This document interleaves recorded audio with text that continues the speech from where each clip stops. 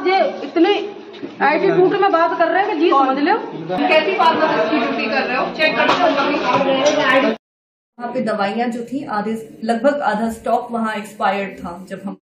ये जो आप घूंघट में एक महिला को देख रहे हैं, ये कोई महिला आम नहीं है, बल्कि ये एसडीएम फिरोजाबाद हैं।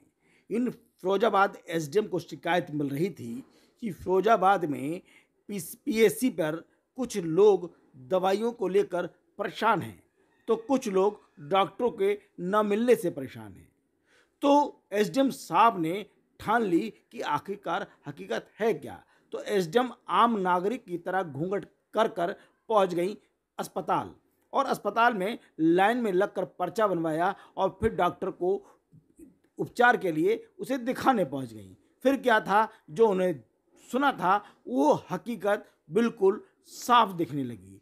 एसडीएम यहाँ ही नहीं रुकी, एसडीएम ने आनन फानन में वहाँ पर अस्पताल में बने दवाइयों के गोदाम को भी खुलवाया और जाकर के छापा मार दिया।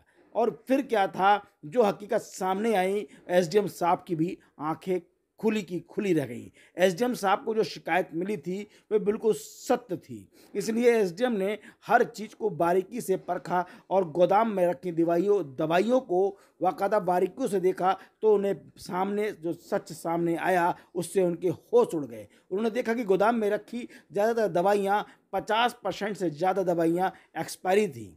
फिर एसडीएम का पारा चढ़ गया।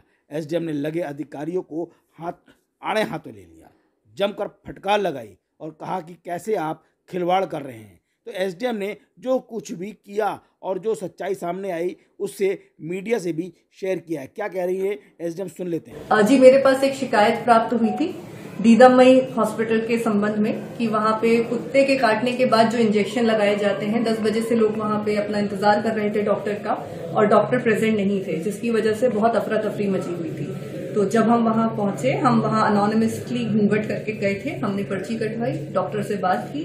डॉक्टर का व्यवहार भी उचित नहीं पाया गया।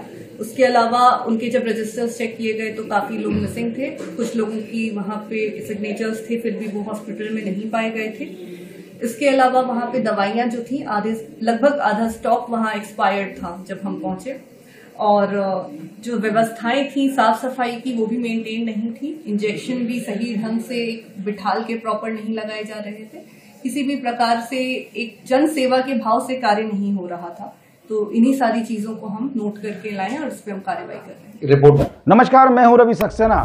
अगर आपको मेरी ये वीडियो अच्छी लगी हो तो आप सब्सक्राइब और लाइक जरूर कीजिएगा, और हाँ, हमें सब्सक्राइब और फॉलो करना ना भूलें ताकि आपसे कोई नया अपडेट छूट ना पाए। जी हाँ, आप ध्यान रखें, हमारे साथ जुड़े रहिएगा रुहेलखंड समाचार पर, और ये बेल आइकन को जरूर दबाते रखिए।